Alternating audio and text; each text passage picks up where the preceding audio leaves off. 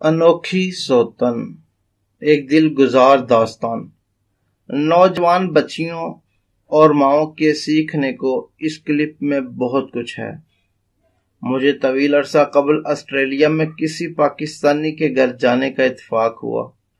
وہ صاحب تعمیرات کے شعبے سے تعلق رکھتے تھے، عام سے کم تعلیم یافتہ انسان تھے، 2 شادیاں کر رکھی تھیں، ایک بیوی پاکستانی تھی اور دوسری مراکش سے تعلق رکھتی تھی۔ ہمارا مراکش کی خواتین کے بارے میں تصور ہے، یہ خوبصورت، سلم اور سمارٹ ہوتی ہیں، جبکہ ہماری زیادہ تر عورتیں عام نین نقش کی حامل ہوتی ہیں۔ مگر وہاں صورتحال بالکل مختلف تھی۔ ان کی مراکشی بیگم عام نین نقش کے ناٹے قد کی خاتون تھی، جبکہ پاکستانی بیوی گوری چٹی کشمیرن تھی۔ یہ دونوں بیگمات اوپر نیچے 2 الگ الگ فلیٹس میں رہتی تھیں۔ یورپ میں بیک وقت 2 شادیاں رکھنا غیر قانونی ہے، چنانچہ مسلمان ایک بیوی کو سرکاری کاغذات میں ڈکلیئر کر دیتے ہیں اور دوسری بیوی صرف نکاح تک محدود رہتی ہے۔ یہ لوگ عام طور پر ڈکلیئر بیوی کو سرکاری اور دوسری کو نکاحی بیوی کہتے ہیں۔ ان صاحب نے بھی اسی قسم کا انتظام کر رکھا تھا۔ پاکستانی بیگم سرکاری تھی، جبکہ مراکشی بیوی نکاحی تھی۔ یہ کہانی یہاں تک عام تھی، یورپ میں ایسے سینکڑوں لوگ موجود ہیں اور ان کی داستانیں تقریباً ایک دوسرے سے ملتی جلتی ہیں۔ اصل کہانی اس سے آگے آئے گی۔ میں اس خاندان میں چند چیزیں دیکھ کر حیران رہ گیا۔ خاندان میں مراکشی بیوی کو مرکزی حیثیت حاصل تھی، وہ پورے خاندان کی سربراہ تھی۔ وہ صاحب، ان کی پاکستانی بیگم اور بچے سب مراکشی خاتون کی بے انتہا عزت کرتے تھے۔ پاکستانی بیگم مراکشی خاتون کو آپا اور پاکستانی بچے اماں کہتے تھے۔ پاکستانی بیگم کی سب سے چھوٹی بیٹی مراکشی بیگم کی گود میں بیٹھ کر اس کے ہاتھ سے کھانا کھاتی تھی۔ بڑے بچے یونیورسٹی جاتے تھے، لیکن وہ بھی سوتیلی ماں سے پیار کرتے تھے اور دل سے اس کا احترام کرتے تھے۔ پاکستانی بیگم اپنے ہاتھ سے اپنی سوتن کو وضو کراتی تھی اور اس کے لیے جائے نماز بچھاتی تھی۔ وہ صاحب بھی دوسری بیگم پر بار بار نثار ہوتے تھے۔ یہ میرے لیے حیران کن منظر تھا۔ میں نے ایک شام اس صاحب کے سامنے اس حیرت کا اظہار کیا۔ اس نے کہکا لگایا، دونوں بیگمات کو بلایا اور پھر اپنی کہانی سنانا شروع کر دی۔ اس نے بتایا پاکستانی بیگم اس کی کزن ہے۔ یہ مزاج کی تیز اور غصے کی سخت تھی۔ یہ شادی کے بعد بیگم کو آسٹریلیا لے آئے، 2 بچے ہو گئے، لیکن ان کی زندگی بے آرامی اور بے سکونی تھی۔ یہ سارا دن کام کرتے تھے، شام کے وقت گھر آتے تھے تو بیگم کی کل کل شروع ہو جاتی تھی۔ بیوی کی فرمائشیں اور مطالبات بھی غیر منطقی ہوتے تھے، چنانچہ ان کی زندگی دوزخ بن کر رہ گئی۔ یہ روز آتے جاتے راستے میں ایک کافی شاپ پر رکتے تھے۔ ان کی دوسری بیگم اسی کافی شاپ میں کام کرتی تھی۔ وہ روز خاتون کو دیکھتے تھے۔ خاتون کی آنکھوں میں حیا اور لہجے میں شائستگی تھی۔ یہ ہر وقت کام کرتی رہتی تھی۔ کافی شاپ میں اگر کوئی گاہک نہیں ہوتا تھا تو وہ کرسیاں اور میزیں صاف کرنا شروع کر دیتی تھی یا کاؤنٹر اور کچن کا سینک رگڑنے لگتی تھی، اور یہ اکثر اوقات سیڑھی لگا کر کافی شاپ کا بورڈ صاف کرنے لگتی تھی۔ میں نے کبھی اس عورت کو کرسی پر بیٹھے نہیں دیکھا تھا۔ میں اس کی ان تھکن محنت سے بہت متاثر ہوا۔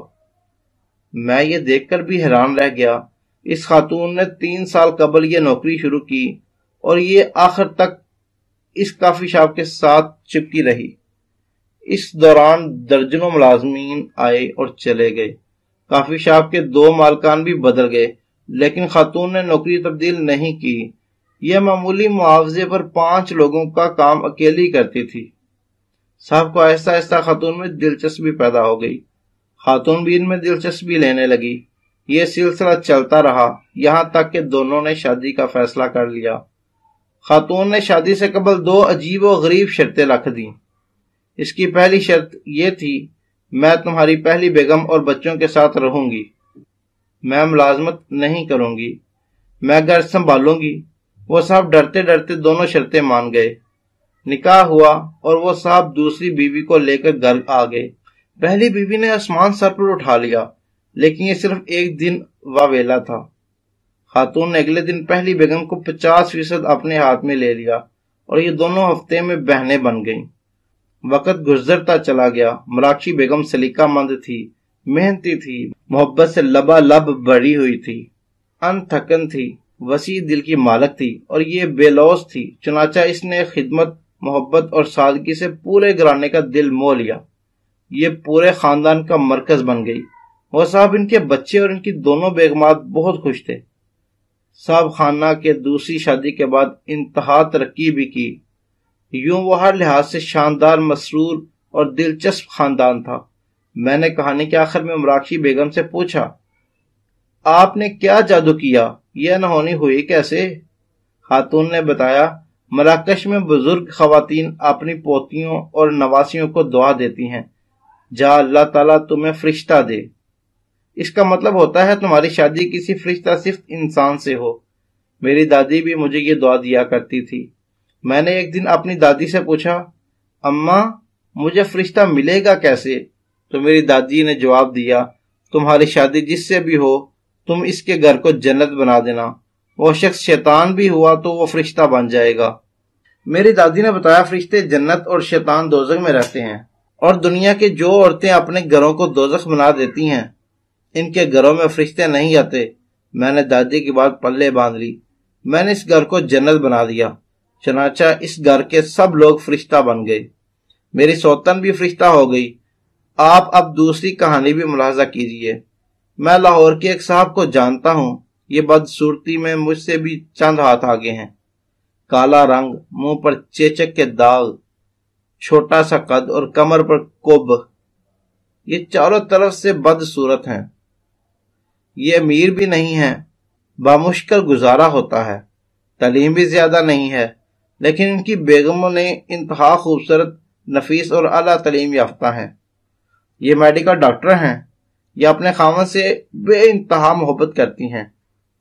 یہ اس کا بچوں کی طرح خیال بھی رکھتی ہیں۔ میں اس عجیب و غریب کمبینیشن پر حیران تھا۔ میں نے ایک دن اس صاحب سے بھی نسخہ کیمیا پوچھ لیا۔ یہ مجھے سیدھا اپنی بیگم کے پاس لے گیا اور میرا سوال اس کے سامنے رکھ دیا۔ بیگم نے کہکا لگایا اور بولی، عورت کو مرد سے 3 چیزیں درکار ہوتی ہیں، کیئر، محبت، عزت، اور یہ شخص ان تینوں میں کمال ہے۔ مجھے انہوں نے جتنی کیئر، محبت اور عزت دی وہ مجھے میرے بھائیوں، میری ماں اور میرے والد سے بھی نہیں ملی۔ چنانچہ میں ہر وقت ان پر نثار ہوتی رہتی ہوں۔ میں نے حیرت سے اس صاحب کو دیکھا اور ان سے پوچھا، آپ نے یہ نسخہ کہاں سے سیکھا؟ یہ مسکرائے اور بولے، دنیا کا ہر مرد حور کو اپنی بیوی دیکھنا چاہتا ہے، لیکن وہ یہ بھول جاتا ہے حوریں شیطانوں کو نہیں ملتی، انسانوں کو ملتی ہیں۔ آپ خود کو انسان بنا لیں، آپ کو دنیا میں بھی حوریں مل جائیں گی اور آسمانوں پر بھی حوروں کے درمیان رہیں گے۔ یہ خاموش ہو گیا۔ میں نے اس سے پوچھا، اور انسان کون ہوتے ہیں؟ اس نے پھر کہکا لگا کر جواب دیا، فرشتے اللہ تعالیٰ کی مقدس ترین مخلوق ہیں، لیکن اللہ تعالیٰ نے مقدس ترین مخلوق سے انسان کو سجدہ کرایا۔ کیوں؟ کیونکہ انسان کے پاس انسانیت کا جوہر تھا، اور یہ وہ جوہر ہے جس سے فرشتے محروم ہیں۔ ہم انسان اگر زندگی میں ایک بار انسان بن جائیں تو ہمیں حوریں بھی مل جائیں گی اور ہمیں فرشتے بھی دوبارہ سجدہ کریں گے۔ میں نے اپنے وجود میں چھپی انسانیت کو جگا لیا تھا۔ میں نے انسان بننے کا عمل شروع کر دیا تھا۔ چنانچہ اللہ تعالیٰ نے میرا گھر اس حور کی روشنی سے بھر دیا۔ میں چیلنج کرتا ہوں، دنیا کا کوئی شخص اپنے اندر موجود انسانیت جگا کر دیکھے، اس کی بیوی خواہ کتنی ہی بوڑھی، ان پڑھ یا بدصورت ہوگی، وہ حور بن جائے گی، وہ اس کا گھر روشنی سے بھر دے گی۔ دوستو، اگر ہماری یہ کہانی آپ کو اچھی لگی تو ہمارے چینل ایزی وائز کو سبسکرائب کر لیں اور بیل آئیکن کے بٹن کو دبا دیں تاکہ ہماری آنے والی پوسٹ آپ تک سب سے پہلے پہنچ سکے۔ شکریہ۔